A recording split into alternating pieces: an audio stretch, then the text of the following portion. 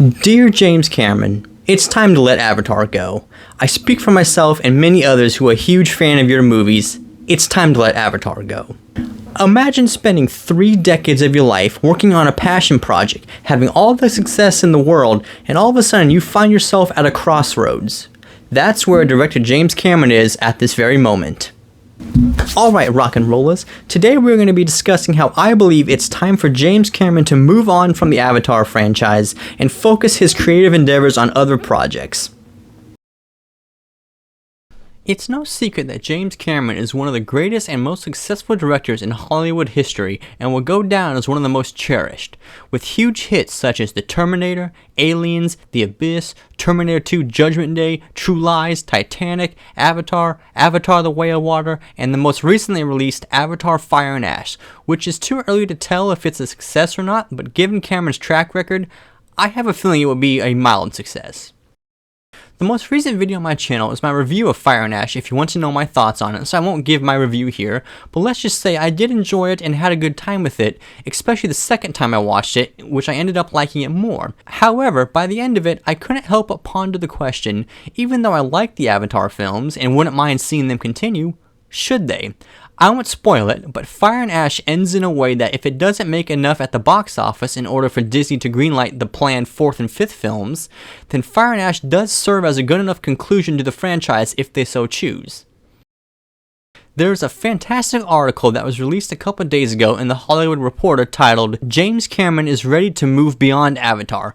I've got other stories to tell," which is an in-depth interview with Cameron. Shortly into the interview, Cameron says the following. "This can't be the last one. There's only one unanswered question in the story. We may find that the release of Avatar 3 proves how diminished the cinematic experience is these days, or we may find it proves the case that it's as strong as it ever was, but only for certain types of films. It's a coin toss right now. We won't know until the middle of January." The interviewer responds and says this might sound odd, but what do you want to happen? Cameron gets the implication and replies, "That's an interesting question. I feel I'm at a bit of a crossroads. Do I want it to be a wild success, which almost compels me to continue and make 2 more Avatar movies, or do I want it to fail just enough that I can justify doing something else?"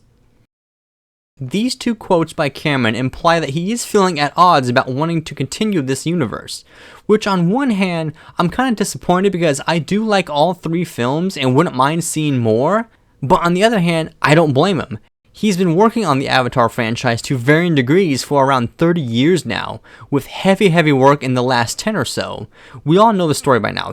He first wrote the script for the first film in the mid-90s based on dreams he had when he was younger, but couldn't get the movie made due to the technological limitations at the time, and had to wait until technology caught up with his vision around the mid-2000s. It did, and the rest is history. Avatar came out and became the highest grossing movie of all time, beating the previous one, which was Titanic, also directed by Cameron.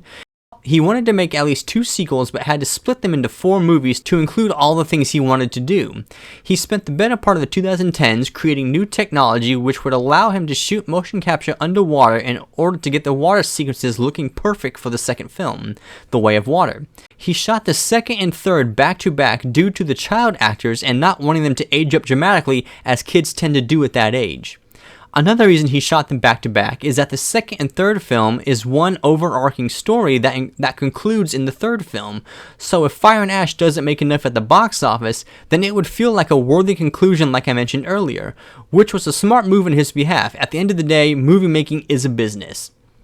Back to the Hollywood Reporter interview, the article goes on and says, "That said, for the first time in years, Cameron is ready to move beyond Avatar. I've got other stories to tell, and I've got other stories to tell within Avatar," he says. "What won't happen is I won't go down the rabbit hole of exclusively making only Avatar for multiple years. I'm going to figure out another way that involves more collaboration. I'm not saying I'm going to step away as a director, but I'm going to pull back from being hands-on with every tiny aspect of the process." Cameron has gradually expanded the role of his second units and is confident they could shoulder a heavy load if another film is greenlit. Whether Disney would want another Avatar without Cameron at the helm is unclear. So is whether Cameron would allow himself to relinquish so much control of his franchise's day-to-day filming. The meticulous director treasures his Avatar playground. This section of the article is very interesting to me because from this quote, you can tell that he is really torn about if he wants to continue or not. From reading stories, you know that Cameron is a very hands-on, almost controlling-like director, probably why he makes such good movies. He cares about every little aspect of movie making and wants to do the best he possibly can. The part of the article which talks about him maybe relinquishing control for future Avatar movies doesn't sit right with me. These movies are the way they are, good or bad, because Cameron is so heavily involved in every aspect of production. Him giving up control, especially after this long, could cause a ripple effect and could make the end product not seem like a Cameron movie at all. I would say that if Avatar 4 and 5 do happen, that Cameron needs to be involved just like he has been, or don't make them at all. Fire and Ash ended in such a way that it feels like the trilogy has concluded, so we'll see what happens. Cameron also mentioned in another article that he has 10 projects he's currently working on at the moment. Now, we don't know what all 10 projects are, but here are the ones we do know. Obviously, Avatar 4 and 5. He just recently obtained the rights for a feature film of Ghosts of Hiroshima, a book that came out recently about survivors of the atomic bomb that was dropped on Hiroshima. The main story focuses on, I'm going to butcher this name, Tetsumo Yamaguchi? A real-life Japanese man who survived both the Hiroshima and the Nagasaki bombings. Cameron also just recently got the rights for the book The Devils from author Joe Abercrombie. A fantasy adventure about a group of anti-heroes featuring vampires, werewolves, sorcerers, and knights. And finally, the last one is that he has yet another Terminator film on the horizon and a sequel to Alita Battle Angel in the works as well. Now, we don't know at this very moment what his next directorial film will be. It could be any of these, really. Avatar 4 and 5 do have scripts written, with parts of Avatar 4 already shot, so if Fire and Ash does well at the box office, Disney might want him to continue down the path since they've basically already started. With Ghosts of Hiroshima, it was reported that he already signed on to direct, but Cameron confirmed that was false, and the headlines just ran with that in order to boost sales of the book, since he's a friend of the author.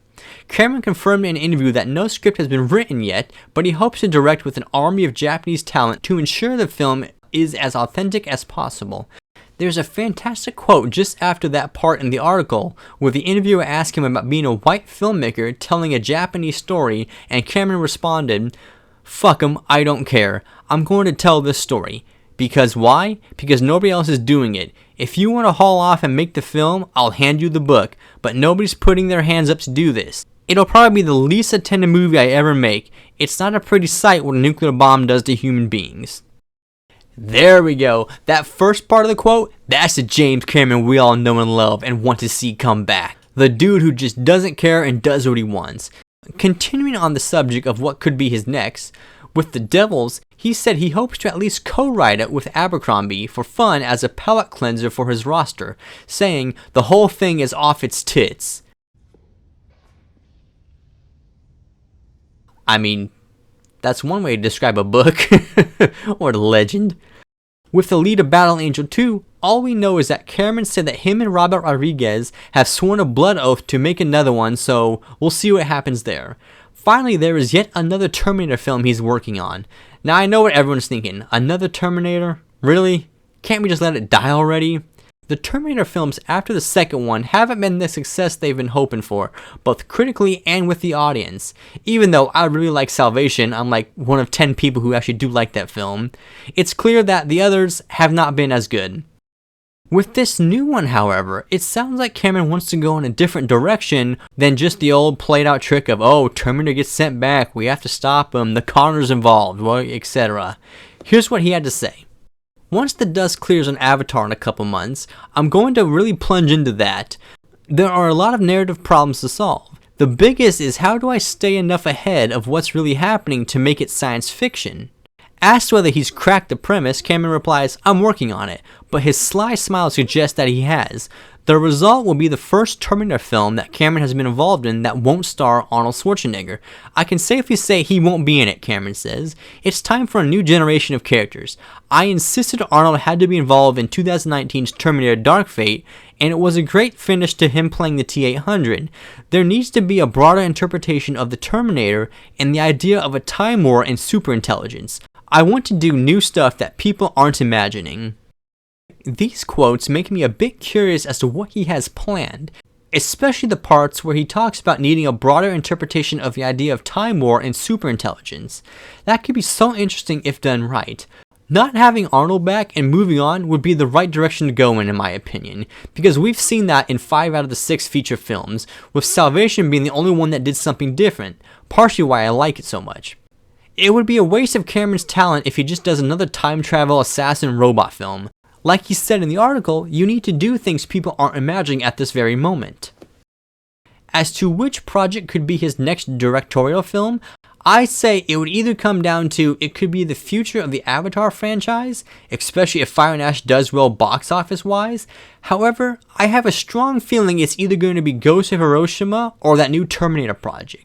Those two seem to be the ones Cameron has talked about the most in recent months, and it seems they are both films about topics he's extremely passionate about, especially the Terminator one, with all the advancements in technology and AI that have happened over recent years. He's always been obsessed with that topic, going back all the way to the first Terminator in 1984. Another factor to think about is his age. He's 71. Now don't get me wrong, he seems very healthy for his age. At the end of the interview, he talks about how he stays healthy and active with his vegan diet, and he does kickboxing a few times a week to stay in shape. Good for him. 71 is not young. If he was in his 50s, I would say do the Avatar films to finish that, and then move on to either Hiroshima or Terminator. He would have more time that way, but the reality is that 71 is up there, and he might only have one good decade left of filmmaking before he gets too old. Does Cameron really want to continue the Avatar franchise after spending nearly 3 decades on it, or does he want to move on? Who knows? Based on this interview, it seems like he does want to move on, and I think that's the best move. I like all 3 Avatar films, as I previously mentioned, but the reality is that they are a gargantuan task to create. With Cameron being up there in age and having his mindset of always looking for new challenging things to tackle, it seems like it would be the best thing to do to move on from the Blue people and focus his creative endeavors on other new projects. I could be wrong though. I don't know Cameron obviously, so I have no idea what his thought process is like, but I can't help but think that even though he likes the Avatar franchise, having spent 3 decades on one idea would over time weigh down on any filmmaker.